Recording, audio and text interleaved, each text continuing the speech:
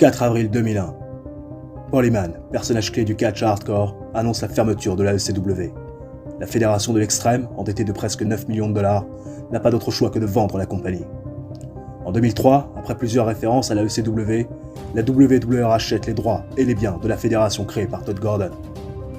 Paul Heyman se verra offrir un contrat par la compagnie de Vince McMahon dès 2001. Commentateur, puis manager de Brock Lesnar, l'ancienne grande figure de la SCW semblait bien établi dans la fédération dominante des années 90.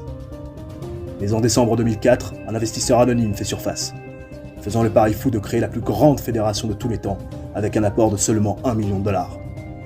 Un seul homme a les cartes en main pour mener à bien le projet nommé Elite. Paul Heyman. Ce dernier se voit donc confier la All Elite Wrestling. Paul Heyman, businessman et booker émérite, décide de tout miser sur le catcheur indépendant. Les stars indie et les jeunes loups prêts à se faire un nom dans la fédération de la révolution. La All Elite Wrestling est née. Yop tout le monde, c'est Vico, j'espère que vous allez tous très bien. Aujourd'hui on se retrouve pour l'épisode numéro 50 de notre carrière avec la All Elite Wrestling, toujours sur TEW 2016, et je profite de ce début de vidéo pour m'excuser auprès de tous les fidèles de cette série, puisque oui, plus d'un mois d'attente entre l'épisode numéro 49 et l'épisode numéro 50. Vous étiez habitués ces derniers temps à avoir des vidéos de manière assez régulière, une toutes les semaines. En plus j'avais dit en amont que j'allais être un peu plus consistant et régulier par rapport aux vidéos de cette série, et puis ce mois de décembre, je vous avoue que j'ai ressenti le besoin de souffler un petit peu. Alors l'activité sur la chaîne ne s'est pas stoppée, puisqu'il y avait toujours des vidéos de sport, on traitait de l'actualité sportive, notamment du biathlon, mais c'est vrai que je suis allé à l'essentiel. Vous n'êtes pas sans savoir que cette série, c'est vraiment une série pour se vider la tête, une série détente, mais là rassurez-vous, en ce début d'année 2024, j'ai envie de repartir pied au plancher, faire évoluer cette All Elite Wrestling et continuer à la faire progresser. On s'était laissé lors du dernier numéro sur quelque part le pire de mes épisodes, puisque oui, des storylines que j'ai pas réussi à faire monter en hit parce que j'ai fait quelques petites boulettes, et surtout AEW Bash at the Beach, le troisième des 4 pay-per-view de l'année, noté 71 de rating, puisque oui, il a pâli forcément bien de ces storylines avec un peu de manque de hit, mais quand même de bons petits matchs, puisque oui, on a eu un super opener entre les Nightmare Slayer et The Nest. Nightmare Slayer raconte bien sûr Bryan Danielson et Cody Rhodes qui sont devenus les nouveaux champions du monde par équipe, et oui, couronné après ce fameux tournoi victorieux, et puis Steve Austin qui a battu Kevin Steen pour conserver son championnat mondial avec l'intervention d'El Generico, puisqu'il a vu Kevin Steen, son ancien partenaire, essayer de tricher. Aujourd'hui nous allons booker tout le mois de septembre 2008, le booking complet du 9e mois de l'année. J'espère bien évidemment que vous êtes tous très impatients d'y aller, puisque oui, ça y est, nous sommes partis direction les backstage d'AEW Rampage, le premier du nom. On va voir comment les choses vont évoluer, puisque désormais, après la défaite de Bobby Roode face à Ted DiBiase Jr., à cause de l'intervention du mentor Ted DiBiase Senior, désormais plus de Bobby Roode au sein donc des Moneymans. Il n'y a plus que Ted DiBiase Jr., Meng et bien sûr James Keenan pour cette clique des Moneymans. On va voir comment ça va évoluer tout au long de ce mois. 99% de rating dans les backstage. On va tout de suite voir ce qu'il s'y passe, puisque des incidents impliquant Michelle McCool et Melina Perez. Tiens, qu'est-ce qui se passe? Apparemment, elles s'entendent plutôt bien, et c'est vrai que cette bonne humeur a infecté positivement les esprits de chacun. Merci mesdames pour cet incident positif. Je boucle le show de mon côté et on en parle juste après. Nous sommes au IA Marcus Community Fair devant 1000 pèlerins, toujours dans le Midwest, région de prédilection bien sûr, et nous démarrons le show, les gens avec un 59 de rating plutôt correct, avec les protagonistes principaux de notre show B, les petits plats dans les grands, pour démarrer les hostilités en ce mois de septembre 2008 du côté de Rampage, avec Ted DiBiase Junior et Senior qui sont dans le ring présents aux côtés d'Amy Weber, et Amy Weber, micro à la main, qui veut des explications par rapport à ce qui s'est passé le week-end dernier du côté de Bash at the Beach et l'intervention de Ted DiBiase Senior en faveur de son fils, qui a coûté la victoire à Bobby Roode, qui, on rappelle, est quand même le catcheur qui a été pushé au tout début par Ted DiBiase Senior, et ce même catcheur Bobby Roode qui, après sa défaite, est évincé bien sûr du team des Moneyman et évincé aussi de Rampage. Et forcément Ted DiBiase Senior, il est très gêné de devoir s'expliquer par rapport à ces agissement parce qu'il a été pris en flagrant délit et c'est son fils qui prend le micro des mains d'Amy Weber en disant que si son père est intervenu en sa faveur, c'est parce que eh bien, c'était ce qu'il y avait de mieux pour Rampage. Et oui, Ted DiBiase Jr. doit aujourd'hui et est, selon son papa, la personne qui est la plus à même de développer Rampage et d'en faire l'égal de Dynamite. Et il y en a un qui est très amusé par la situation, c'est Nick Nemeth, qui arrive bras dessus avec Barbara Keenan, toujours son titre intercontinental qui porte fièrement sur l'épaule. Pourquoi il est amusé? Parce qu'il voit une team qui est en train de se déchirer. Et oui, on avait vu Tommaso Ciampa, il y a quelques mois de ça, avoir des problèmes avec Ted DiBiase Jr. et être évincé du groupe avec la complaisance de Ted DiBiase Sr. Et là, on voit Bobby Roode à nouveau être évincé du groupe avec la complicité de Ted DiBiase Sr. parce qu'il y avait eu des problèmes avec la progéniture du $1 million Man. En plus, on règle des comptes en pay-per-view, on oublie complètement le titre intercontinental qui est quand même le titre principal de Rampage. Donc c'est vrai que ça amuse beaucoup Nick Nemeth et Ted DiBiase Jr. il prend pas très bien les pics de Nick Nemeth et donc ce soir il veut lui faire ravaler ses dents dans un match par équipe. Voilà, Amy Weber qui a fait du bon boulot dans ce segment, qui aussi s'améliore à sa gimmick, Ted DiBiase Senior qui a été très bon, pareil pour Ted DiBiase Jr., Nick Nemeth qui s'est amélioré à sa gimmick et ça permet à la storyline d'avancer et bien sûr de gagner de la hit. On retrouvera tout ce beau monde dans le dernier segment du soir. Daphné face à Rebecca Knox, la nouvelle championne TBS, et toute fraîche championne TBS, qui va affronter Daphné. Match terrible, 5 minutes 51 de combat. Victoire de Rebecca Knox qui va mettre KO Daphné. Voilà, avec un énorme coup de poing. KO la pauvre Daphné, elle a fait 3 tours dans ses godasses comme Mister Perfect et l'arbitre a dû arrêter le match. Performance de 23 pour Daphné, performance de 36 pour Rebecca Knox. Apparemment ça ne clique pas entre Daphné et Rebecca Knox, c'est pour ça qu'il y a eu des moments un petit peu malaise. Après la victoire de Rebecca Knox, Lacey va confronter la nouvelle championne TBS en disant que ce qui s'est passé du côté de Bash Beach n'aurait jamais dû se passer. Rebecca Knox n'a pas véritablement gagné parce qu'un match de catch ça doit se terminer par tomber ou par soumission. Là, Rebecca Knox lui a envoyé un énorme coup de poing avec le poing fermé, ce qui techniquement n'est pas réglementaire dans le catch, et pour elle, elle n'a pas vraiment perdu son combat, parce que c'est l'arbitre qui a décidé d'arrêter le match, elle n'a pas été épinglée au centre du ring, ou elle n'a pas tapé sous une soumission. Donc, quelque part, elle va faire valoir son point, tout en se payant un peu la gueule aussi de Rebecca Knox, en disant que cette dernière a eu de la chance, et qu'elle a profité de la complaisance de l'arbitre pour aller lui prendre son titre. Là ici qui parle, et puis Rebecca Knox qui va finir par finalement en avoir un petit peu marre et lui asséner un énorme coup de poing dans les dents. La pauvre Lacey va faire 3 tours dans ses godasses et va terminer KO en étoile au centre du ring. Lacey qui en quelques jours s'est retrouvée 2 fois KO par Rebecca Knox qui ne parle décidément pas beaucoup au micro mais qui préfère parler avec ses poings. Vous imaginez bien que la storyline entre ces deux filles là n'est pas encore terminée. Rebecca Knox qui a d'ailleurs adoré pouvoir aller en dehors du script. La performance d'ailleurs au micro de Lacey a été très bonne, tout comme la championne, c'est plutôt parfait.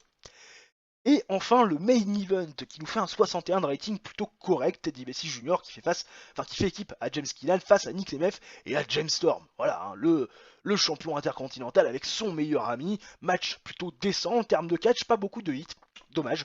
Ça reste quand même plutôt correct, un 61 de rating, des matchs que j'ai fait durer, on va dire, avec un format plutôt TV, 11 minutes 23, Nick Nemeth et James Storm qui battent Ted DiBiase Jr. et James Keenan, lorsque Nick Nemeth défait James Keenan via pinfall avec le Leaping Reverse SCO, des performances de 33 pour James Keenan, 42 pour Ted DiBiase Jr., 68 pour James Storm et 66 pour l'ami Nick Nemeth. À noter que il y a toujours du bon travail de Barbara Keenan, ringside, bon travail de Ted DiBiase Senior également, et toujours une excellente chemistry entre Nick Nemeth et James Storm. Victoire donc des Faces.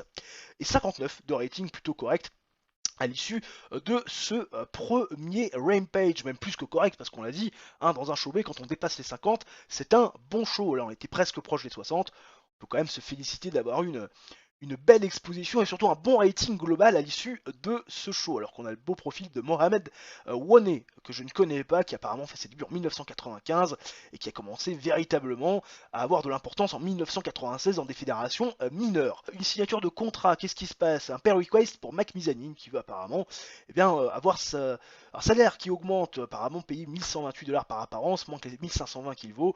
Il veut 392 de salaire en plus, on va lui donner 75% parce que voilà, j'attends encore un peu plus de Mike Mizanin. Je suis aussi en contrat de négociation avec Ted DiBiase Senior parce que ça arrivait à échéance. Des backstage incidentes, ouais, parce qu'on est toujours à 99% de backstage, mais des backstage incidentes. Attention, comme du côté de Rampage, que se passe-t-il? Incident impliquant Nighty Neidhart, c'est forcément positif. Et Nighty Neidhart qui apparemment a une qualité d'entertainer dans les locker rooms puisqu'elle a organisé un tournoi de poker. On ne sait pas qui a remporté ce fameux tournoi, mais en tout cas elle a mis du bon au cœur à tout le monde et ça a permis à tous ces gens présents dans les backstage de démarrer leur soirée du bon pied.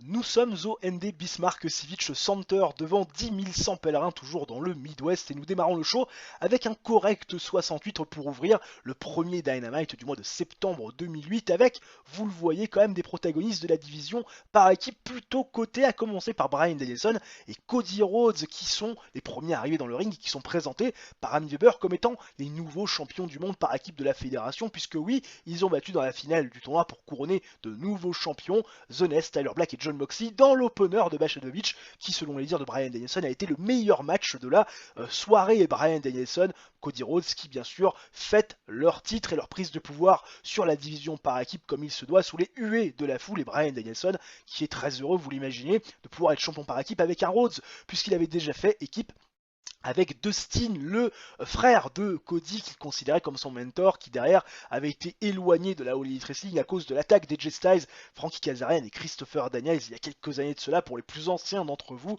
Bryan Danielson, Cody Rhodes, c'est des nouveaux champions et Bryan Danielson espère qu'il pourra continuer à conseiller Cody Rhodes et le faire évoluer de la meilleure des manières. On se passe de la pommade, on se tape dans le dos, tout le monde est content. En revanche, il y en a quelques-uns qui n'ont pas autant le sourire et la bonne humeur de Bryan Danielson et Cody Rhodes, les Nightmare Slayer, à commencer par The Nest et New Age Outlaws qui ont été sur la route lors du tournoi des Nightmare Slayers et qui ont été battus de manière un peu sombre avec des tactiques illicites qui ont été orchestrées par bien sûr Cody Rhodes et Bryan Danielson. Et donc ces deux équipes-là veulent leur rematch pour pouvoir battre Bryan Danielson et Cody Rhodes dans les règles de l'art et devenir champion du monde par équipe. Et Paul Heyman qui voit que c'est en train de se tendre et que possiblement il pourrait y avoir un contact physique entre ces trois équipes, annonce que ce soir dans le main event, Tyler Black, John Moxley, donc The Nest, affronteront Beji et Kip James, les New Age Outlaws, et que les vainqueurs de ce match-là deviendront challenger numéro 1 et affronteront les tout frais champions par équipe la semaine prochaine. Ce qui ne fait pas du tout plaisir à Bryan Danielson et à Cody Rhodes, vous l'imaginez, mais Paul Heyman il a pris sa décision. Amy Weber qui a fait du très bon travail, Beji qui a été bon aussi, tout comme Kip, Tyler Black n'a pas été bon, John Moxley aussi, on peut pas dire que ça a été incroyable. Paul Heyman, lui en revanche, a été très bon, comme à son habitude, pour aller interagir avec la foule. Paul Heyman qui a été excellent durant ce segment, tout comme l'ami Bryan Danielson. Et le main event, bien sûr, est booké, et puis le public est concerné, vous l'imaginez. Chantal Taylor face à Melina Perez. Et oui, on l'a vu, les tout fraîches champions par équipe, voilà désormais la toute fraîche championne du monde féminine de la fédération, Melina Perez, qui a remporté le match face, on le rappelle, à Jetta avec des tactiques un petit peu douteuses, les pieds dans les cordes, l'arbitre ne l'a pas vu. Melina Perez qui fait face à Chantal Taylor et qui va remporter dans un match plutôt décent en termes de catch et pas beaucoup de hits, son combat face à la petite face Chantal Taylor. 7 minutes 57 de combat, victoire avec le chiropractor, performance de 58 pour Melina Perez et de 38 pour Chantal Taylor. À l'issue de ce match, Melina Perez s'adressait au public en disant qu'elle est la nouvelle championne féminine, qu'elle vient de la Major League, qu'elle est la meilleure chose qui soit arrivée à la fédération et qu'elle est également la meilleure chose qui soit arrivée à ce titre féminin parce qu'elle est la championne féminine la plus prestigieuse de l'histoire de la All Elite Wrestling. Et Jetta, vous l'imaginez, va couper comme il se doit le discours de Melina Perez qui était très peu ragoûtant aux yeux du public, annonçant à Melina Perez qu'elle n'a pas du tout apprécié sa façon d'avoir remporté le match. Elle considère que Melina Perez a utilisé des tactiques un petit peu douteuses et que c'est une jackass et qu'elle va se faire un plaisir lors de son rematch de lui reprendre le titre et remettre un peu de prestige à cette ceinture qui en manque cruellement désormais dans les mains de Melina Perez par rapport à sa façon de gagner des matchs, même si là elle a remporté clean sa rencontre face à Chantal Taylor. Jetta a été plutôt bien pour improviser, tout comme Melina Perez, et la storyline Jetta for a New Challenge qui avance et gagne de la hit. Et oui, c'est important quand même de le signaler. Claudio Castagnoli qui fait face à Chris Hero, match décent. Claudio Castagnoli qui défait Chris Hero, 8 minutes 36 de combat, Alpamar Waterslide, on n'en parle plus. Ça fait un 69, performance de 77 pour Claudio Castagnoli, 29 pour Chris Hero. Claudio Castagnoli qui fait des performances assez intéressantes, pour ne pas dire plus. Derrière, Paul Heyman, va voir Bobby Roode arriver dans son bureau. Et il y a un échange de regards entre ces deux garçons, Paul Heyman qui avait, on rappelle, banni tous les Moneymans il y a quelques années de cela par rapport au mouvement financier et puis surtout le profit de Ted DiBiase Senior qui avait fait, on le rappelle, pas mal de harcèlement moral à Paul Heyman lors de leur affaire judiciaire avant que cette dernière soit portée en public et donc Bobby Roode avait été évincé de Dynamite, mais Bobby Roode, Paul Heyman, un gros jeu de regard et Bobby Roode lui dit tu sais pourquoi je suis là et Paul Heyman lui dit oui. Voilà, tu sais ce qu'il te reste à faire, on n'en saura pas plus. Bobby Roode, Paul Heyman, est-ce qu'il y a un début d'accord? On ne sait pas, mais en tout cas, Bobby Roode était à Dynamite ce soir. Performance plutôt intéressante de Paul Heyman, ce qui a été tout le contraire de Bobby Roode.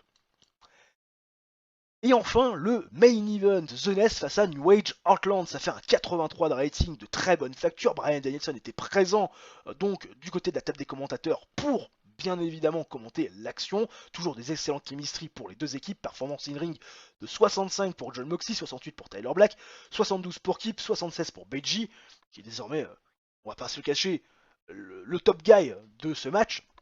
Performance de 83 au global, match bon, c'est défini comme tel, et on va pas avoir de vainqueur, puisque eh bien, ça va se terminer dans un draw après que le temps limite ait été prononcé. 20 minutes de combat, personne n'a réussi à se départager. The Nest et New Age Heartlands n'ont pas réussi à aller prendre le spot de challenger numéro 1, pas de vainqueur, et forcément du côté de Bryan Danielson, vous imaginez qu'on se frise la moustache. 83 de rating, ça fait un 75 au total, on gagne de la popularité dans les 13 régions où nous sommes diffusés.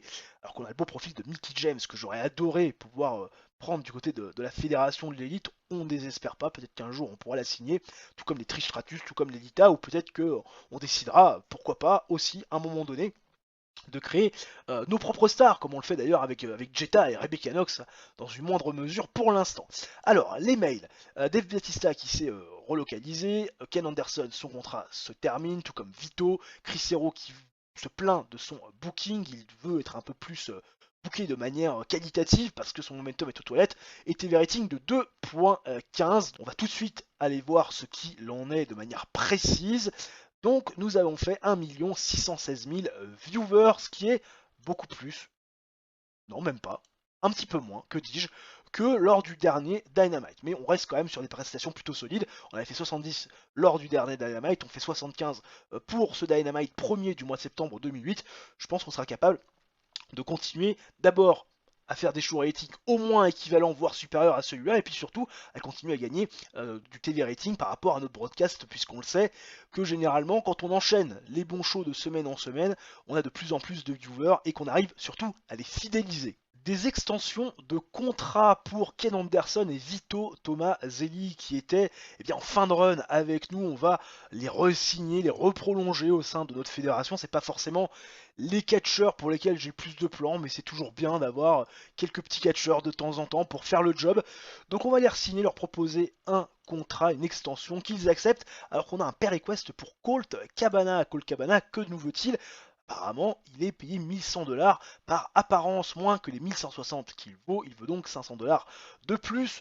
Et on va faire la technique à la Sturie, 75% de pay rise, et normalement, il devrait pas faire la gueule. Aucun incident backstage dans les locker rooms d'AEW Rampage, donc du coup on se retrouve directement pour le show. Nous sommes devant 1079 pèlerins dans le Emo Arras Casino, toujours dans le Midwest, et nous démarrons le show backstage avec Nick Nemeth accompagné de Barbara Akinan au micro d'Amy Weber dans les coulisses. Et Nick Nemeth, avec son titre intercontinental sur l'épaule, est heureux d'avoir pris une victoire la semaine dernière et avoir fait comprendre notamment à Ted DiBiase Senior que le champion intercontinental était toujours dans la place, que c'est le championnat donc de ce show Rampage et qu'il serait intéressant que ce dernier soit encore un peu plus exposé, notamment dans les prochaines semaines, pour lui faire gagner en popularité et en prestige. Et il va d'ailleurs avoir l'occasion, Nick Nemeth, de l'exposer, ce titre intercontinental, dans le main event ce soir, puisque Ted DiBiase Jr.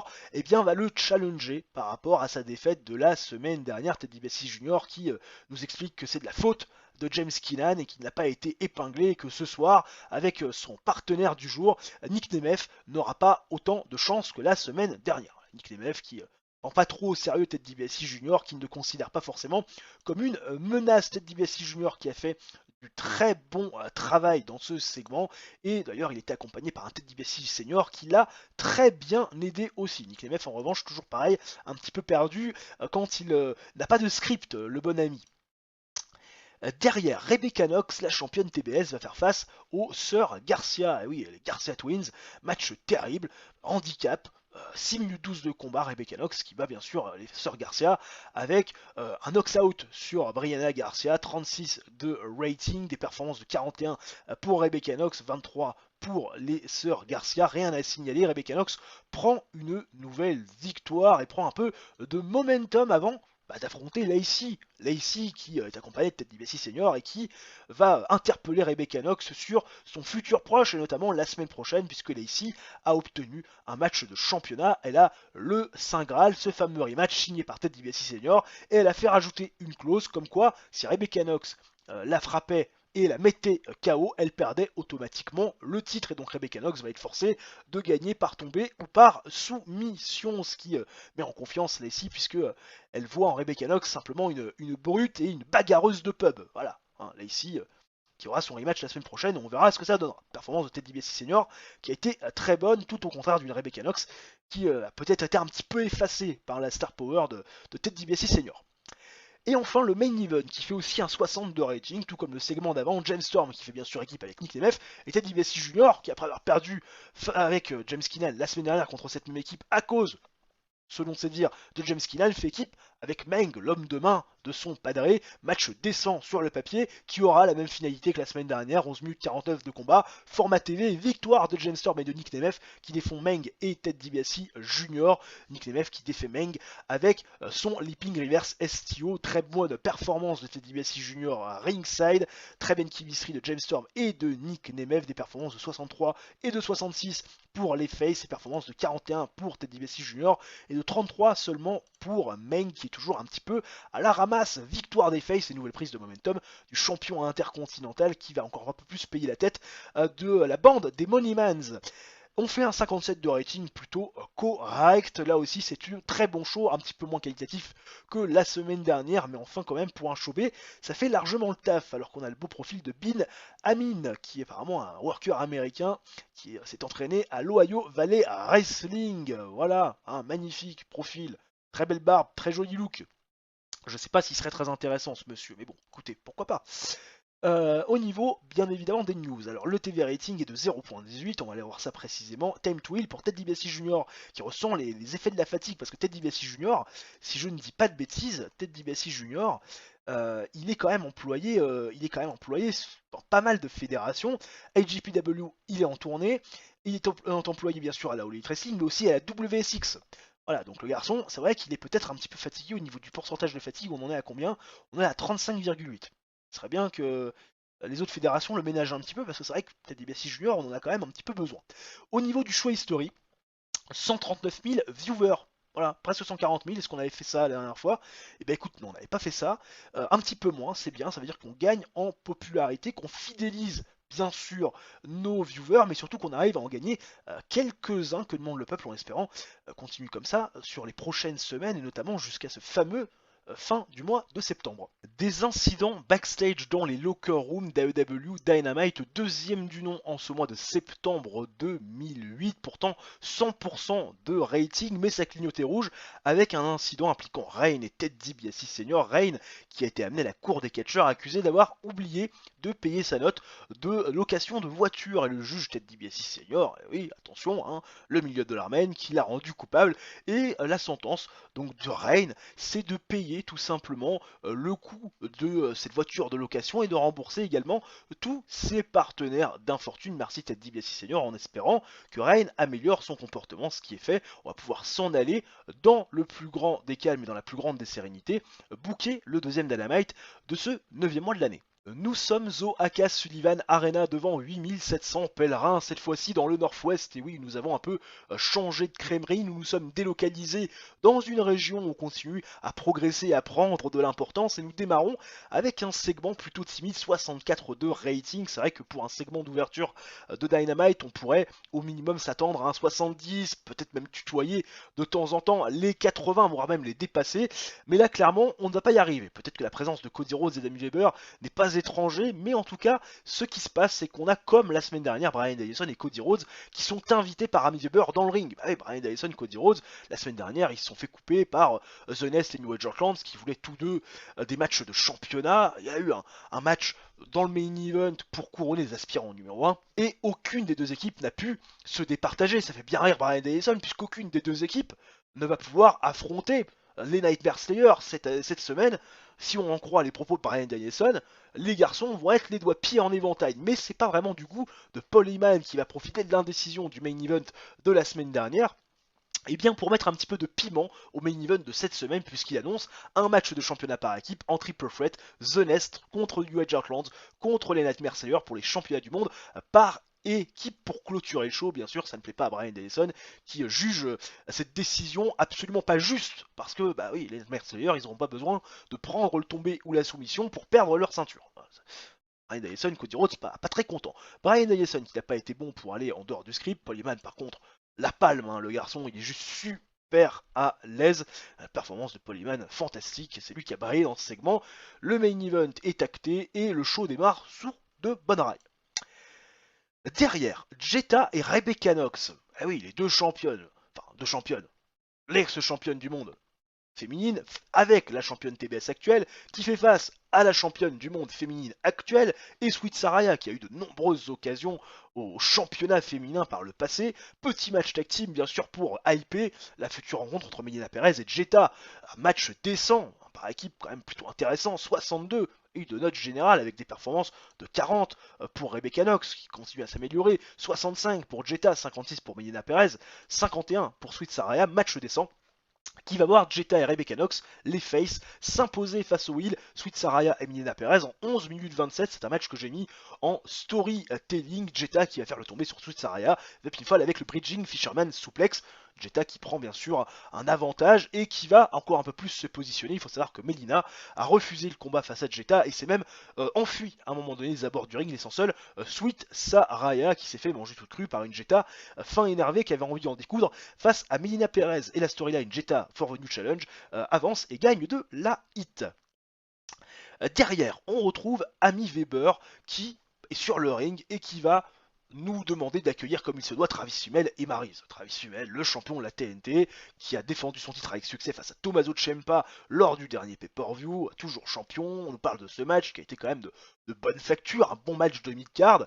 Travis Fimmel content d'être toujours champion TNT, accompagné de la femme qu'il aime, bref, le titre, les femmes, tout réussi à la carrière de Travis Fimmel en ce moment, mais il va être coupé par Tommaso Ciampa. Tommaso Ciampa qui va féliciter Travis Fimmel pour sa victoire au pay-per-view. Hein, c'était un bon match, bien compétitif. Ça s'est pas joué à grand chose, j'étais à ça de te battre. Et ce soir, il re-challenge Tommaso Ciampa, Travis Fimmel pour un nouveau match pour le titre TNT parce qu'il pense, Tommaso Ciampa, être capable de battre Travis Fimmel. Travis Fimmel, qui est porté par la foule, qui se laisse pousser des ailes parce qu'il a la ceinture et puis il y a une magnifique jeune femme à son bras, et bah voilà, va tout simplement aller dans le sens de Tommaso Ciampa en lui offrant là tout de suite maintenant, pour le fun, et bah un match de championnat TNT, un rematch du pay-per-view Bash at the Beach. Tommaso Ciampa qui a fait du très très bon travail pour aller en dehors du script, et comme Travis Fimmel, la storyline TNT Worldwide avance et gagne bien sûr de la hit. Le match nous fait un très bon 71, peut-être une meilleure note que lors du dernier pay-per-view, je ne l'ai pas vu mais je ne l'ai pas vérifié. En tout cas c'est un match d'une bonne facture, un match avec une grande hit et du bon catch. Sixième défense de titre pour Travis Fimmel, pas de suspense, qui bat Tommaso Ciampa en 13 minutes 40 via pinfall. Victoire complètement clean avec un Tommaso Ciampa qui fait un 62 de performance et Travis Fimmel qui fait quand même un bon 71, ce qui permet à la storyline TNT Worldwide de gagner de la hit. Derrière, on retrouve Paul Heyman, backstage, même dans son bureau, et qui va demander qu'on ouvre la porte, parce qu'il y a deux garçons qu'il veut voir. Et ces deux garçons qu'il veut voir, c'est Claudio Castagnoli et Bobby Roode. Claudio Castagnoli et Bobby Roode. Les garçons ont une histoire ensemble, vous vous en souvenez de cette rivalité autour du titre TNT durant l'année 2006 pour les plus anciens d'entre vous, et ils sont à nouveau réunis. Claudio Castagnoli qui n'a pas été forcément très bien exposé en cette année 2008, qui a gagné son match face à Chris Hero, est demandé par Paul Heyman. Bobby Roode qui a fait son retour à Dynamite est demandé par Paul Heyman, et Paul Heyman leur annonce, alors qu'il y a beaucoup de tension entre Bobby Roode et Claudio Castagnoli, normal, Paul Heyman annonce qu'il va y avoir une opportunité pour les deux garçons dans les prochaines semaines, même la semaine prochaine, pour le titre TNT, puisqu'ils vont tous deux combattre Travis Rumiel dans un triple threat pour le championnat secondaire de la fédération. Une promotion pour Claudio Castagnoli et Bobby Roode qui vont se retrouver adversaires pour un titre qui les a liés durant une grande partie de l'année 2006. Claudio Castagnoli et Bobby Roode réunion, et la storyline avance et commence surtout avec ce segment. Et enfin, le main event attendu, le triple threat par équipe, The Nest, New Age Outlaws contre les Nightmare Slayers, 82 de rating, énorme match avec des performances de 65 pour Jon Moxley, 69 pour Tyler Black, 70 et 77 pour Kip et Beiji James, un gros 84 des familles pour Bryan Danielson, petit 36 pour Cody Rhodes, ce qui fait bien tâche à côté, des performances globales intéressantes qui nous donnent un gros 82 de rating, match qui est considéré comme bon, bien sûr, pas forcément de hit particulière recensée parce que là c'est du catch, c'est de la bonne action. Victoire des Nightmare Slayers qui vont défaire The Nest et New Age Outlaws en 15 minutes 37 quand Bryan Danielson va défaire Tyler Black via pinfall avec le Dragon Suplex. Première défense du titre par équipe pour les Nightmare Slayers. Pas de tactique illicite et non, on était dans un triple threat. Il faut imaginer que on a Bryan Danielson qui a profité à un moment donné de la situation d'un finisher de Kip James sur la tronche de Tyler Black, qui l'a poussé en dehors du ring, tombé 1, 2, 3 pour reprendre une proie facile et victoire des Nightmare Slayers qui conservent donc leurs biens et qui sont les toujours champions du monde par équipe, et Tyler Black qui repère à nouveau un match important à Tyler Black, mon dieu, qui n'arrive pas à scorer, et 76 de rating pour la note globale de ce show, et on améliore notre popularité dans les 13 régions où nous sommes diffusés. Le random profil de Frank La Devia, Fat Frank, voilà, qui apparemment est un fondeur du New Jersey Based, Jersey All Pro Wrestling, oui, une promotion qui a démarré en avril 97, pas tout jeune cette promotion, voilà, ça nous permet aussi de découvrir un peu des histoires et de catcheurs qui ont plus ou moins performé, bien évidemment. Ted DiBiase, Extension Offer de la part de la WSX, WSX qui donne une extension de contrat à Jon Moxley, Tommaso Ciampa qui est en son deal pour la WWE, et un TV rating de 2.15 pour le dernier Dynamite. On va tout de suite voir ce qu'il en est. Oui, effectivement, 1 619 000 viewers. Est-ce que c'est plus que lors du show Dynamite, qui était, on rappelle, le Go Home Show de Bash at the Beach? Oui, c'est un petit peu plus. En même temps, on a capitalisé avec un très très bon show. On a fait un 75 pour le premier Dynamite du mois, 76 pour le deuxième. On va pas se le cacher, ce mois de septembre débute bien mieux que le mois précédent. Nous sommes au Emo Arras Casino devant 1070 pèlerins. Nous sommes également de retour dans le Midwest après une petite incursion dans le Nord-Ouest et on démarre les hostilités avec un bon 64 de rating, un très bon départ pour le Rampage, troisième du nom de ce mois de septembre 2008 avec quand même des individualités que l'on connaît bien, Amy Weber présente dans les backstage aux côtés de Nick Nemeth et Barbara Akina. Nick Nemeth qui va se féliciter de ses victoires récentes en Tag Team Competition avec bien sûr son ami James Storm avec qui il a une incroyable chemistry, et il va aussi nous parler de l'incapacité de Ted DiBiase Jr. à gagner des matchs, lui qui est soi-disant ce qu'il y a de mieux pour Rampage et lui qui a été préféré par Ted DiBiase Sr. Par rapport à Tommaso Ciampa ou Bobby Roode qui juge comme étant beaucoup plus talentueux que lui. Enfin bref, des petites piques bien gratuites à Ted DiBiase Jr. qui n'est pas là. Par contre, Ted DiBiase Senior est présent. Ted DiBiase Senior va confronter un peu Nick Nemeth à ses envies, à celle de notamment défendre sa ceinture, ou tout du moins de montrer son championnat intercontinental dans le main event, puisque ce soir, eh bien, il va forcer Nick Nemeth à catcher dans un match hardcore. Eh ouais, le champion intercontinental qui va devoir s'essayer à un style de catch très violent, et oui, dans le main event, face à un adversaire dont on ne connaît pas le nom, même si le titre ne sera pas en jeu. Nick Nemeth qui a été terrible pour aller en dehors du script, d'ailleurs il a même fait des erreurs, c'est vous dire, c'est compliqué Nick Nemeth au micro. Ted DiBiase Senior en revanche a bien sauvé le truc, et ce qui permet, eh bien, cette storyline The Money Man d'avancer tranquillement avec le segment du jour. Derrière, Lacey fait face à Rebecca Knox pour son match revanche pour le championnat TBS. Bien sûr, Rebecca Knox Lacey, on rappelle avec une stipulation, si Rebecca Knox met KO Lacey, elle perd le titre. Match pauvre sur le papier, pourtant ça fait 48, des performances de 41 pour Lacey, de 43 pour Rebecca Knox. Match pauvre qui va durer 7 minutes 39 et qui va voir la victoire de Rebecca Knox face à Lacey via soumission. Le Disarmer, elle l'a fait taper. Rebecca Knox fait donc sa première défense du titre TBS et Lacey Back of the line, 48 de rating, ce qui est plutôt un segment solide. Derrière, ça ne marche pas trop, mais quand même, Reign, à l'issue de son match, enfin à l'issue du match de Rebecca Knox, va confronter cette dernière, la petite Irlandaise, toujours championne TBS, Reign, qui va aller à la confrontation, qui va tendre la main à Rebecca Knox, c'est-à-dire dire félicitations, mais voilà, j'ai des vues sur ton titre. Hein. Avec les yeux, on comprend que Reign a du respect pour Rebecca Knox, mais a aussi, quelque part, des vues sur un titre qu'elle a déjà porté sur ses épaules il y a déjà quelques mois de cela. Le main event qui nous fait un 43 de rating bien dégueulasse, je m'attendais quand même à autre chose parce que Nick Gage, même si c'est pas le mec le plus populaire, il a quand même de la popularité dans le Midwest, il est adepte des matchs hardcore et puis Nick Nemeth fait quand même une performance de 49 mais rien à tirer de Nick Gage, hein, 27 c'était une horreur, match avec très peu de hits, match de catch moyen, ça aura duré 11 minutes 01 parce que j'ai quand même laissé le temps aux garçons dans un format TV de s'exprimer. Nick Nemeth qui remporte le match face à Nick Cage. Après donc une leaping reverse STO. Mais après le match, Nick Nemeth, alors que Nick Nemeth me dit je peux performer dans meilleure disposition que dans un match hardcore, Nick Nemeth va se faire casser la gueule par un Nick Cage qui est revenu d'entre les morts et surtout par un Ted DiBiase Jr. Voilà, et puis Ted DiBiase Senior qui va orchestrer, qui va se moquer aussi de Nick Nemeth, Barbara Keenan qui essaie d'intervenir, mais bon, elle peut pas faire grand chose, la pauvre, elle est cernée. Nick Nemeth se fait passer à tabac, une horreur, 56 de rating, les Moneyman derrière qui célèbre, et puis Ted DiBiase Jr. qui pose un pied sur la carcasse gisante au sol de Nick Nemeth et qui brandit le titre intercontinental bien haut dans le ciel, titre intercontinental qu'il a envie de d'aller chercher, d'accrocher à son palmarès. 49 de rating, petit show, mais ça reste un show, on va dire, de bonne facture pour Rampage, même si c'est moyen par rapport, bien évidemment, aux deux précédents Rampage de ce mois de septembre 2008. Alors que là, on a le profil de Monty Brown, The Alpha Man, voilà, ancien joueur de NFL pour les Buffalo Bills, voilà, et les New England Patriots.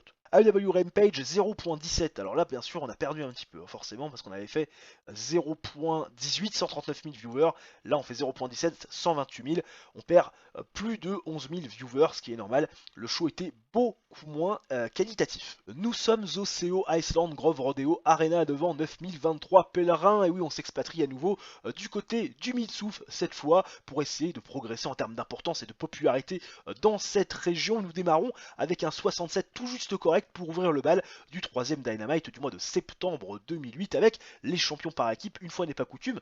Oui, depuis le début de ce mois de septembre, ils ouvrent les shows. Et oui, dans la mesure où il n'y a pas Steve Austin, notre champion de la fédération, qu'on laisse au repos, soulage un petit peu notre porte-monnaie parce que ça coûte très cher, Steve Austin, et puis on réfléchit aussi à des storylines intéressantes autour du titre, mais pour l'instant, en attendant que Steve Austin revienne, Bryan Danielson et Cody Rhodes ouvrent le show, on la part belle pour finalement ce début d'épisode de Dynamite avec l'envie de revenir sur ce qui s'est passé la semaine dernière, le triple threat par équipe pour les championnats du monde justement de la fédération et Bryan Danielson et Cody Rhodes qui ont réalisé une victoire retentissante avec Bryan Danielson qui a fait le tomber sur Tyler Black pour conserver les championnats dans un match extrêmement compétitif. Bryan Danielson qui se vante justement d'avoir fait le tombé victorieux et qui n'hésite pas à dire que les Nightmare Slayers sont désormais la meilleure équipe au sein de la fédération, ce qui ne plaît pas à deux hommes, Beji et Kip James, qui se sentent à nouveau floués comme lors de leur affrontement, de ce tableau pour couronner, et tournoi pour couronner de nouveaux aspirants et de nouveaux champions. Là, ils se sentent à nouveau floués parce qu'ils n'ont pas pris le tombé et donc ils veulent un rematch. Un match vraiment pour le titre en bonne et due forme, sans intervention aucune, pour qu'ils puissent botter le cul de cette équipe qui, selon eux, n'en est pas vraiment une. Seulement, Bryan Danielson, il ne voit pas les choses comme ça, puisque avant de réclamer un match de championnat, sachant que ça fait quand même 2 fois qu'ils les battent, il faut prouver le point. Et Bryan Danielson propose à Kip James ce soir de l'affronter pour justement lui prouver qu'il mérite, pourquoi pas, d'avoir un match de championnat. Bryan Danielson, Kip James, c'est maintenant, c'est tout de suite pour un match simple qui, sur le papier, est donné gratis. Bryan Danielson qui a été incroyable d'ailleurs pour aller en dehors du script, super interaction, tout comme Kip James qui a été largement supérieur dans ce domaine-là par rapport à Beji, son partenaire, et ça permet de faire avancer le schmilblick. Et d'ailleurs, Bryan Danielson qui a été référencé comme véritable star dans ce segment. C'est très bien, merci, sublime. Le match suit, 76 de rating, Kip James, Bryan Danielson, sur le papier c'est énorme, match avec une fantastique UI, du bon catch, tu m'étonnes, Bryan Danielson défait Kip James, voilà, en 11 minutes 49 via pinfall, avec le Dragon Suplex, avec l'intervention Cody Rhodes, voilà, petit filou dans le dos de l'arbitre, même si Beji veillait au grain, et Cody Rhodes a réussi avec un petit coup de Trafalgar en vue roublard, de donner la victoire à Bryan Danielson qui, Chip, va battre Kip James, hein, histoire quand même d'affirmer encore un peu plus le rôle de personnage détestable. 58 de performance in-ring pour Kip James, on est très loin de ce qu'il nous faisait au moment où on a commencé notre carrière avec la All Elite Wrestling, 84, énorme 84 de Bryan Danielson, qui s'est envolé victoire du Slayer. Derrière, Sweet Saraya fait face à Jetta. Et oui, revanche du match par équipe, hein. Jetta qui avait fait le tomber sur Sweet Saraya la semaine dernière. Et bah là, match one-on-one, Jetta Sweet Saraya, ça fait 70. C'est un match décent. Jetta qui défait Sweet Saraya en 9 minutes 20 via pinfall avec le bridging Fisherman Suplex. Voilà, excellente chemistry d'ailleurs de Joey Styles et Randy Savage. Ça, on le savait déjà depuis un petit moment. Performance de 55 pour Sweet Saraya qui n'a pas démérité, match qualitatif. Et Jetta fait un 63. À l'issue de ce match, Melina Perez va couper la célébration de Jetta qui est en train de communier avec les fans pour féliciter Jetta de ses récentes victoires. Parce que mine de rien, mine de crayon, le match par équipe, la victoire face au Sud Saraya, c'est quand même de grosses victoires et Melina Perez considère véritablement le fait que Jetta est une grande compétitrice et que c'est certainement le plus gros challenge pour elle. Seulement, Jetta, elle gagne par tomber ces derniers temps, énormément de fois, logique, bah oui, c'est sa façon de faire. Seulement pour devenir championne, lors de son match en revanche, faire un tombé ou faire une soumission n'aura pas grande importance puisque, elle le dit, la semaine prochaine, Melina Perez affrontera Jetta pour le titre féminin mondial de la fédération dans un TLC match. Il faudra aller chercher la ceinture, monter sur une échelle et décrocher la ceinture. Melina Perez qui prend de court une Jetta qui ne s'attendait pas à ce style de stipulation. Et Jetta for a New Challenge, ce segment avance et gagne de la hit. Notez que Melina Perez a été très bien pour aller en dehors du script. Voilà, tout va bien. Derrière, Amy Weber interview Claudio Castagnoli qui est à quelques minutes de son match pour le championnat TNT. Lui qui, on le rappelle, va devoir aujourd'hui partager l'affiche et l'opportunité avec Bobby Roode, l'un de ses ennemis. D'ailleurs, on a commencé une storyline entre les deux. Mais Claudio Castagnoli n'est pas au bout de ses surprises puisque Roddy Piper est présent. Roddy Piper fait son retour. Voilà, du côté de Dynamite. Ça faisait des mois qu'on l'avait pas vu, il fait son retour. Et Claudio Castagnoli, contrairement à ce qu'on pourrait penser, n'est pas très ravi de voir Roddy Piper parce que finalement Claudio Castagnoli il a pris des nouvelles de Roddy Piper quand il était à l'hôpital souvent, très souvent, et puis quand Roddy Piper est sorti de l'hôpital, Roddy Piper n'a jamais pris de nouvelles de Claudio Castagnoli, alors que sur cette année 2008, on peut pas dire que ça soit la meilleure année de sa carrière à Claudio Castagnoli. Mais Roddy Piper, il est là pour arriver dans le grand événement, moment où Claudio Castagnoli, techniquement, en a besoin, selon les dires de Roddy Piper. Mais Claudio Castagnoli, lui, il pense plutôt que Roddy Piper est là pour essayer d'amener les regards sur lui, maintenant que Claudio Castagnoli a une opportunité. Donc, Claudio Castagnoli lui dit très clairement, ce soir, je veux pas que tu sois dans mon coin. Clairement, je veux pas que tu sois dans mon coin, c'est... Non, certainement pas. Voilà, j'ai pas besoin de toi. Piper comprend pas trop. Parce que lui, ça part d'un bon sentiment, mais Claudio Castagnoli ne veut pas de Roddy Piper dans son coin. Il considère que c'est pas le bon mouvement pour lui. Pas tout de suite. Travis Hummel contre Claudio Castagnoli contre Bobby Roode. 79 de rating. 79 qui est, on rappelle, assez prononcé. Une belle petite note bien verte. Match avec une fantastique hit. Enfin, bonne hit. Descend catch. Magnifique, bien sûr. Performance de 69 pour Travis Hummel. 70 pour Claudio Castagnoli. Bobby Roode à la traîne avec un 54. Match avec une bonne hit. Descend catch. 14 minutes 52 de combat qui va voir la victoire de Travis Hummel sur Bobby Roode. Et oui, avec une pinfall au centre du ring après une distraction de Roddy Piper qui, contre la volonté de Claudio Castagnoli, est allé intervenir dans le match et a quelque part fait le jeu de Travis Hummel. Voilà, il a fait le tomber sur Bobby Roode. Travis Hummel, il fait sa 7ème défense du titre TNT et Claudio Castagnoli perd son opportunité à cause de Roddy Piper sans avoir été en plus impliqué dans le tombé. Claudio Castagnoli a moyennement lui plaire. On fait un 66 de rating parce que pas assez de storyline intéressante, selon notre World Agent. Bien dommage, on perd de la popularité d'ailleurs dans 2 régions. Dommage. Je pensais qu'on pouvait corriger un peu le tir, malheureusement, ça n'est pas le cas. Bon, c'est pas très grave, on va arriver à regagner de la hit, faire prendre en prestige et en intensité nos storylines pour essayer d'être un peu mieux noté, voilà, que nos choses soient un peu plus qualitatifs aux yeux des gens. Dynamite 2.18 de TV rating 2.18, ça fait 1 637 000 viewers, ce qui est largement supérieur au show d'avant, même si je pense qu'on va payer la note de 66 de rating au show prochain. D'ailleurs, au niveau des storylines, qu'est-ce qui se passe? Alors 74 pour Grace Tonelli et Road Reunion, GTA for a New Challenge c'est 50, The Money Man c'est 59, je comprends pas trop là, normalement c'est tout bon, hein. TNT Worldwide c'est 48. Ah, effectivement. Bon, on peut comprendre qu'on se soit fait un petit peu tirer les oreilles, on va essayer de remonter la hit de ces storylines pour que on ait au moins le minima requis par rapport aux demandes de nos fans, qui sont de plus en plus, vous imaginez, exigeants. Une pair request pour Cody Rhodes qui me demande une augmentation de sa casque. Le garçon est champion par équipe aux côtés de Bryan Danielson, ça y est, il se sent plus, il veut une augmentation. Alors il a apparemment payé 1550 $ par mois, puisque je l'ai en contrat signé, c'est moins que les 4190 qu'il vaut. Donc il veut 2640 $ de pay raise, je vais lui donner 75%, et il est content de mon action, 1980 $ de plus par mois. Je pense qu'on peut quand même s'en satisfaire et Cody Rhodes, a priori, l'a compris. Des incidents backstage dans les locker rooms du dernier Rampage du mois de septembre 2008. On a perdu d'ailleurs en rating global 97%. Ça clignote rouge, que se passe-t-il? On va traiter les incidents. Incidents impliquant Christopher Daniels et Cody Rhodes. Alors ça, à mon avis, ce sont des tips qui sont donnés par Christopher Daniels à Cody Rhodes.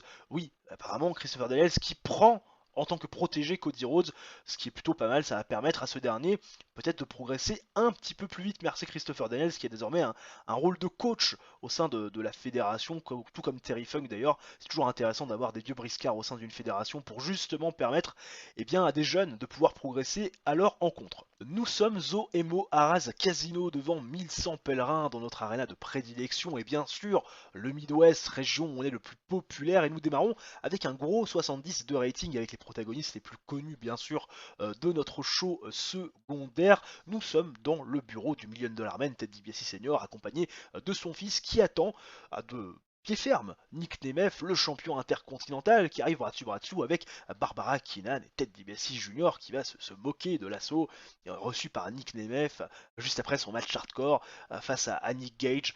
Ils sont bien foutus de sa tronche, ils l'ont bien eu, ça fait bien rire Ted DiBiase Jr. qui s'était fait balancer des petites piques par Nick Nemeth ces dernières semaines, et Ted DiBiase Senior, s'il est là, c'est pas pour des enfantillages, c'est pour annoncer que ce soir, Nick Nemeth va devoir remettre en jeu son titre face à son fils Ted DiBiase Junior, qui pourtant n'a pas fait grand chose ces dernières semaines, à part perdre des matchs tag team, quoique, quand même, la victoire face à Bobby Roode au dernier pay-per-view, ça peut compter, peser dans la balance, mais c'est une victoire cheap. En tout cas, c'est booké par Ted DiBiase Senior ce soir, son fils a une opportunité face à Nick Nemeth dans le main event, 70 de rating. Le show démarre très bien avec un Ted DiBiase Senior qui fait du très bon job, tout comme son fils. En revanche, Nick Nemeth a performé pauvrement dans ce segment. Mais la storyline, The Money Man avance, gagne de la hit, magnifique, sublime. Reign qui a fait son retour, enfin son retour. Oui et non, qui a confronté la semaine dernière la championne Rebecca Knox, affronte Daphné dans un match plutôt terrible, hein, c'est défini comme tel, 37 de rating, 6 minutes 07 de combat, victoire de Reign face à Daphné avec un rain drop, 35 de performance in ring, 29 pour Daphné. Match véritablement osef, mais j'en avais besoin pour continuer entre guillemets la petite storyline entre Reign et Rebecca Knox, même si j'en avais pas décidé d'en faire vraiment une storyline à proprement dit, puisque Reign, à l'issue de ce match, va tout simplement challenger Rebecca Knox, qu'elle considère comme étant une championne vraiment dominante, celle qu'on attendait peut-être le moins, et qui est en train de donner du prestige et beaucoup de crédibilité à ce titre, qui est très chère à Reign. Elle a déjà été championne, bien sûr, elle le dit, elle le répète, elle était techniquement le visage de la fédération, et là, enfin en tout cas le visage de la division, et là c'est vrai qu'elle voit une Rebecca Knox plutôt d'un bon oeil, qui est en train de monter encore un peu plus le niveau de ce championnat TBS. C'est Rebecca Knox, qui a beaucoup de respect pour Reign, beaucoup de respect pour ses accomplissements, va accepter de l'affronter dans les prochaines semaines. Rebecca Knox, Reign pour le championnat TBS, ça peut être quand même pas mal. Voilà, Reign qui a d'ailleurs bien performé durant ce segment au micro. Et enfin, le main event qui nous fait un 56 plutôt intéressant, même si j'aurais bien aimé tutoyer les 60. Performance in-ring de 54 pour Nick Nemeth, 41 seulement pour Ted DiBiase Jr. Match plutôt décent en termes de catch, pas beaucoup de hits, pourtant quand même on a un face, un heal avec une rivalité qui est en train de devenir de plus en plus chaude. Match qui a duré 12 minutes 35, format TV, j'ai mis ça en storytelling comme j'ai de toute façon l'habitude de le faire pour les main events de Rampage, et Nick Nemeth va défaire Ted DiBiase Jr. en 12 minutes 35 via pinfall avec le leaping reverse STO. Nick Nemeth fait sa 8ème défense du titre intercontinental en battant un Ted DiBiase Jr. qui a été surclassé par un Nick Nemeth malgré les douleurs et les potentielles blessures qu'il a pu avoir après avoir subi l'attaque, on s'en souvient, des mains de Nick Cage et justement de la clique à DiBiase la semaine dernière. Nick Nemeth une grosse victoire bien retentissante et qui remet à sa place le million dollar man et puis bien sûr sa progéniture Ted DiBiase Jr. qui avait de grandes aspirations. 57 de rating, plutôt un bon show, on tutoie encore les 60, on va finir par dire que maintenant, quand on fait en dessous de 60, c'est un show correct, et quand on fait plus de 60, c'est un bon show, parce que oui, ça y est, Rampage est en train de prendre de l'importance, est en train de gagner bien sûr en popularité, alors que là on a le profil de Kimberly Page, qui aurait pu aussi être intéressant, la femme bien sûr de Diamond Dallas Page, même si, bon, on va pas se le cacher, on a ce qu'il faut en termes de personnalité actuellement, alors que le jeu vient de bugger. Le jeu, le jeu est en train de... Voilà, ça y est, il arrive, il arrive, il arrive. Alors qu'on nous dit que la nuit dernière, SmackDown a été extraordinaire. Que s'est-il passé à SmackDown? Effectivement, 80 de rating avec Undertaker qui a défait Steve Corino et Los Guerreros. Non, pardon, Los Guerreros qui ont été défaits par l'Undertaker et Steve Corino. Steve Corino qui est dans les main event, qui a été un ancien champion de la WWE dans notre fédération, enfin dans notre réalité virtuelle, pardon. Incroyable les dingueries qu'on peut avoir du côté de TEW. Hein. D'ailleurs, n'hésitez pas si vous voulez un épisode spécial pour savoir ce qui se passe un petit peu en dehors de la fédération, je me ferai un plaisir de le faire si vous le souhaitez également. Time to Heal pour Ted DiBiase Jr. qui ressent les effets de la fatigue, 0.18 de TV rating. Alors qu'est-ce qui s'est passé de manière exacte pour le show rating? On est à 139 950 viewers, c'est beaucoup mieux que la semaine dernière. En même temps, c'est vrai qu'on gagne quand même 8 points par rapport à la semaine passée. Et au niveau donc du medical, on est à 32,5% de fatigue. C'est un petit peu moins que la semaine dernière au même moment, même s'il va peut-être falloir penser à faire reposer Ted DiBiase Jr. et peut-être éviter de le faire catcher dans les prochaines semaines. En même temps, il a eu un match de championnat, il l'a perdu, ça nous justifiera peut-être le fait de le mettre un petit peu au repos. Nous sommes au Yacom Union Center devant 11 400 pèlerins de retour dans le Midwest, la région où on est le plus populaire, histoire de faire un petit peu de sous en cette fin de mois de septembre 2008. Et vous le voyez, on démarre avec un gros 77 de rating. On n'avait pas été aussi bon sur un segment d'ouverture depuis le début de ce mois de septembre, avec bien sûr des protagonistes très prestigieux, Claudio Castagnoli, Bobby Roode, Roddy Piper et Paul Heyman. Comment s'agence ce segment? Et bien d'abord, nous avons un Bobby Roode qui arrive dans le ring, micro à la main, passablement énervé de ce qui s'est passé la semaine dernière, le triple threat pour le championnat TNT, l'intervention de Roddy Piper sur sa personne, qui est la raison de tous ses malheurs. Et oui, parce que c'est la raison pour laquelle, selon lui, il n'a pas réussi à prendre les titres TNT des mains de Travis Hummel, qui est toujours champion, qui a profité de l'intervention de Roddy Piper pour lui porter son finisher,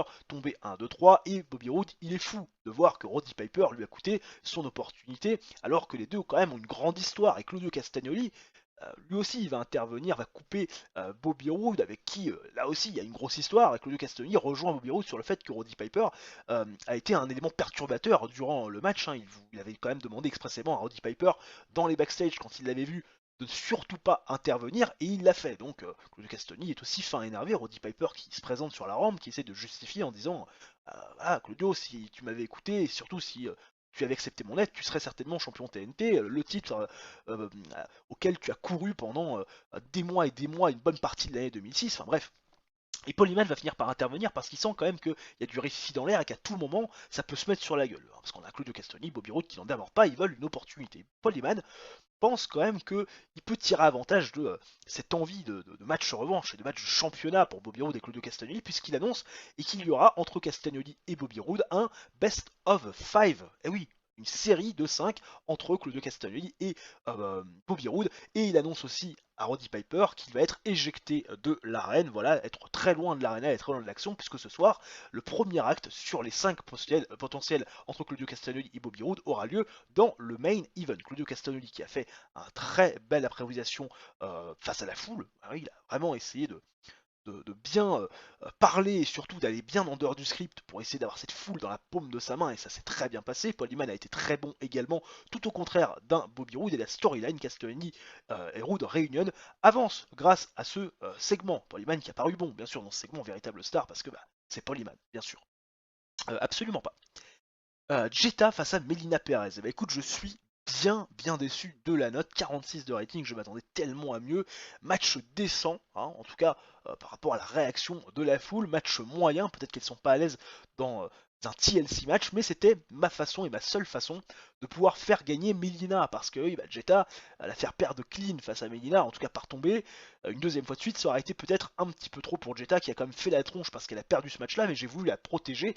Melina Perez qui remporte ce match en allant chercher l'item, c'est-à-dire la ceinture. Elle est montée sur l'échelle, pouf, elle a repris la ceinture et elle donc fait sa première défense du titre féminin face à une Jetta qui peut-être n'était pas très motivée à l'idée de faire ce match puisqu'elle savait qu'elle allait perdre. D'ailleurs, elle m'a fait part de son mécontentement, elle était extrêmement déçue du fait de ne pas reprendre sa ceinture. Performance de 51 pour Jetta, 43 pour Melina Perez et Jetta for a New Challenge. Ça avance bien sûr avec ce segment, hein, cette storyline, mais elle va se terminer là aussi, puisque Jetta va désormais back of the line.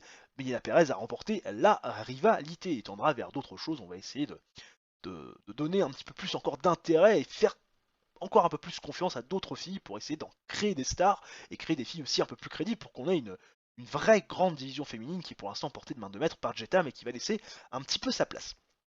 Oui, je me doute. Derrière, Travis Hummel est dans le ring avec Marius. Et Travis Hummel nous parle de ce bonheur d'être champion TNT. Il a déjà 7 défenses de titre.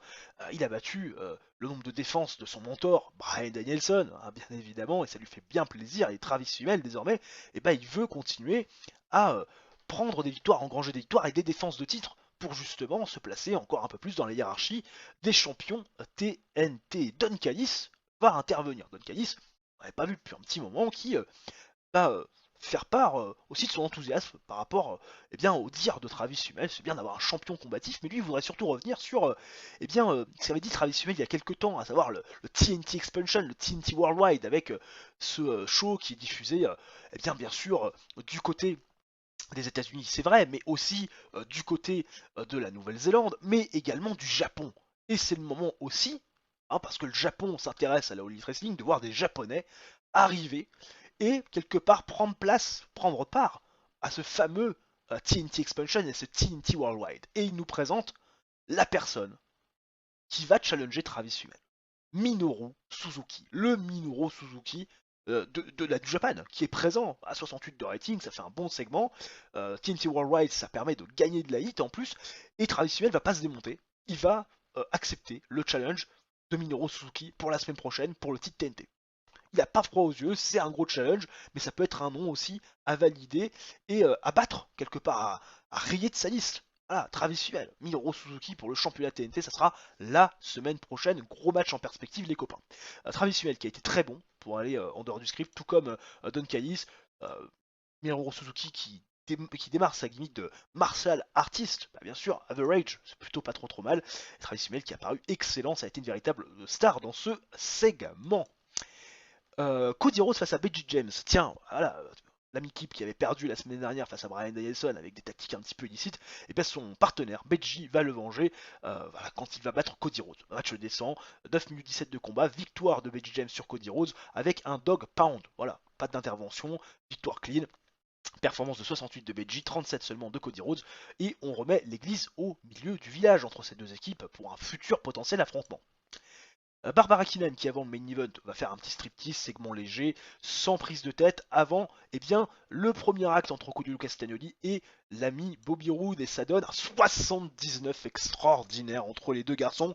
Quel match, hein, voilà, superbe, magnifique, on est content de voir ça. Bobby Roode contre Claudio Castagnoli, match bon, Bobby Roode qui défait Claudio Castagnoli en 13 minutes 05 via pinfall avec le Roode Plex. Alors que Claudio Castagnoli vient de se blesser. Oh, type 1, supracone fracture. Ouh là là là là là là là là, c'est quoi cette merde? Ouh, c'est pas bon ça. Oula, la blessure pas bon. Victoire de Bobby Roode, complètement clean, hein, face à un Claudio Castagnoli complètement perdu dans le ring. Et Bobby Roode qui va remporter son premier match face à Claudio Castagnoli, réellement sans intervention, performance de 58 de Bobby Roode, 75 de Claudio Castagnoli, la storyline Claudio Castagnoli, Roode Reunion, ça avance, ça gagne de late. La Claudio Castagnoli qui a subi une blessure. Alors là par contre on va tout de suite aller voir, hein. J'ai très très peur. Bon, pas assez de storyline intéressante, très bien, mais ça j'en ai rien à faire à la rigueur. Je veux voir la blessure, la nature de la blessure de Claudio Castagnoli. J'ai très peur, vu le nom, je te dis même pas, j'ai super peur. Ah, si on perd Claudio Castagnoli, ça va être extrêmement difficile pour les prochaines semaines, hein. Claudio Castagnoli, un jeu raid, ouais, 2.16 de TV rating, on ira voir ça. Qu'est-ce qu'on veut? Contrat négociation avec Rick Steiner, oui, si tu veux, allons-y. Là, j'ai très très peur. J'ai très très peur alors que la caméra vient de bugger, ça peut arriver de temps en temps. Attendez, je vais essayer de régler le problème. Euh, ouais, parce que ça aussi, c'est la caméra, je vous explique même pas, hein, c'est très très dur, elle est très capricieuse. Alors, oh, j'ai peur, j'ai pas envie de cliquer. Ça va. Oh, j'avais tellement peur, je me suis dit putain c'est une blessure qui va lui envoyer des rings et tout. Ça va, 14 jours. En plus, on peut l'utiliser. Donc c'est super. Clash sera blessé, mais on peut l'utiliser, c'est magnifique. Grand soulagement, un gros ouf de soulagement. Bon, 66 de rating parce que toujours pas de storyline assez intéressante. D'ailleurs, on ira faire le point sur la liste des storylines en toute fin de vidéo. Et on fait quand même 1 620 000 viewers. Voilà, ce qui est un petit peu moins que la semaine dernière, c'est vrai, mais ça reste plutôt correct. Nous sommes le 1er octobre 2008 et comme à chaque début de mois, énormément de mails. D'abord pour me rappeler que James Keenan va voir son contrat prochainement se terminer, mais surtout que certains de nos workers terminent des tournées que d'autres au contraire ont été approchés pour pouvoir en faire avec la DDT, avec la JPW et la NOAH, voilà des fédérations qui aiment bien employer des catcheurs américains pour des petites tournées, faire des petites piges. Je m'excuse bien sûr pour la qualité de la webcam qui en cette fin de vidéo est extrêmement fatiguée, puis on propose même aussi une position de booker à la PDM. Autant vous dire que je ne suis pas du tout intéressé. Fin de mois, enfin début de mois, c'est l'heure du bilan bien sûr économique. Il y a des moral issues, il va falloir que je les traite, que je donne un petit peu d'argent, hein, histoire quand même de satisfaire tout ce beau monde. Au niveau des finances, nous sommes à moins 16 849 dollars. Hein. Ça c'est normal parce que on a fait pas mal de shows à l'extérieur et forcément on en a pâti au niveau de la performance économique. Hein. 812 000 dollars de tickets vendus. La dernière fois qu'on avait fait un show, enfin 4 shows dans un mois, c'était en juillet, on avait fait 834 000 dollars. Donc autant vous dire qu'effectivement, cette petite baisse nous fait passer en négatif des TV revenus qui sont un petit peu moins importants ce mois-ci, le sponsor qui nous a donné quand même un petit peu plus pour compenser, la marchandise on a réussi à stabiliser, le coût de worker a été un petit peu moindre par rapport au mois de juillet où on avait fait 4 shows, le coût des shows aussi a augmenté hein, par rapport à ce qu'on avait pu faire le mois encore d'avant, c'est-à-dire au mois de juillet, les coûts de marketing qui sont toujours les mêmes, le MISC qui nous a un petit peu moins assassiné que les 2 mois précédents, ce qui nous permet quand même d'avoir un mois presque stable en termes de balance économique. Au niveau des storylines, du prestige des titres, c'est parti, c'est maintenant, on le sait, il n'y a pas assez de storylines intéressantes, en tout cas ça a été rapporté pour les 2 derniers shows. Claude Castagnoli, Road Reunion, bah écoutez c'est 79, tout va très bien, 50 pour Jetta for a New Challenge, mais ça on va end the storyline, The Money Man c'est à 56 et TNT Worldwide c'est à 49, oui effectivement, il va falloir qu'on retravaille nos storylines, ça va être l'objectif bien évidemment pour le mois d'octobre. Au niveau du prestige des titres ressentis, et bien d'abord le titre intercontinental est à 55 de prestige, titre détenu par Nick Nemeth, on est à 60 pour le titre féminin, on va essayer de regagner un peu de prestige là-dessus, 90 pour le titre de Steve Austin qu'on n'a pas vu ce mois-ci, qu'on reverra le mois prochain, le championnat du monde par équipe qui est à 85, hein, qui a été défendu une fois, on les a beaucoup vus ce mois-ci, le titre TBS, d'ailleurs j'ai toujours pas réussi à trouver d'image qui fonctionne avec le raccordement est à 45 de prestige, le titre TNT est à 75, toujours détenu par Travis Hummel. J'espère que cette vidéo vous aura plu les gens, si c'est le cas, n'hésitez pas à réaliser votre coup du chapeau, le like, l'abonnement, l'activation de la cloche, ça mange pas de pain, c'est totalement gratuit, ça aide bien sûr la chaîne au référencement et nous on se retrouve très prochainement pour une autre vidéo TEW ou une vidéo de sport. D'ici là, portez-vous bien, ciao bye bye et à la prochaine.